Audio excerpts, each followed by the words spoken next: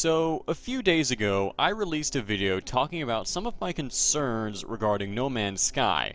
More specifically, the aesthetics of the game and whether or not it will continue to look interesting as time goes on. I also stated down in the comments below the video that I would not be looking at the leaked footage as I did not want to ruin the game for myself.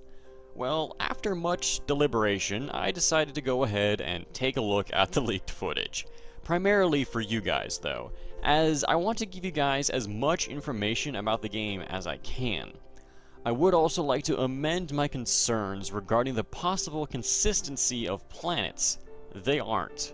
From what I saw in the video and from what was said by the man who bought the released copy, the planets are extremely diverse, and I no longer have any doubts regarding the issue. But before I get into it, I would like to make a full disclosure. Everything I'm about to reveal was gained from a lengthy Reddit post by the man who bought the leaked copy, so take all of this with a grain of salt, although I don't see why he would lie. I will include a link to this post in the description below. That being said, it was also stated by someone down in the post's comments that he could have gotten a review or developer build of the game, meaning that some of the issues that I'm about to talk about could be a result of him having that review or developer build, as devs will make changes such as these to make testing of later sections of the game easier. We do know that there will also be a day one patch, meaning these issues and others could be ironed out immediately. With all that out of the way, let's get right into it. In No Man's Sky, there will be stones called Atlas Stones. These stones are apparently always at a certain place. What that place is, we don't know, except that it's very important to the story. The point being is that they are extremely easy to get and sell for an absolute fortune. On top of that, there are always 2 free warp fuel right next to them, allowing you to immediately warp to another system. This pretty much breaks the game because not only are you gaining an absolute massive amount of money, but are able to progress to the center of the galaxy at a much faster rate than intended. From what this issue is, I'm sure this is proof of him having a dev build of the game. I can't imagine Hello Games making such a huge mistake as this. I don't think this will be an issue once the game officially releases, so don't worry too much about it. Moving on, apparently there are no planets that are actually barren. From what Sean Murray has told us, 90% of the games are completely barren, or I would assume void of all life.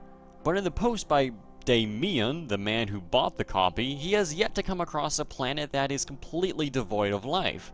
He said that even the planets that are classified as fauna none, he found live fauna, although it wasn't terribly impressive. Personally, I'm really disappointed by this. While it is cool to find a lush and vibrant planet, it's really equally as cool to come across a harsh and desolate one, forced to survive against an environment not fit to sustain life in any form. As a side note in the leaked footage of him exploring his first planet, he actually came across what I can only describe as a hopping pineapple. Upon discovering it, he first thought it was a plant, but it then attacked him and started hopping around. I don't know about you, but hopping pineapples? Sold. He even fed another small animal, befriending it, and it soon dug up what looked to be a health crystal of some kind. Apparently the upgrades in the game are a bit wonky at the moment. Ones that should increase the power of your beam decrease it.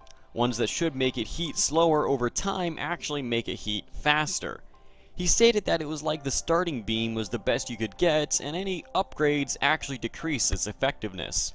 It was also stated that ship upgrades are nearly non-existent. He has found better weapons and shields, as he did try to attack a space station, with no success I might add. Apparently Sean Murray has underplayed how hard it would be to take them on. But as far as inventory and module slots are concerned, his suit has 3 to 4 times more space and slots than his ship. And this is coming from a point where he has reached the center of the galaxy.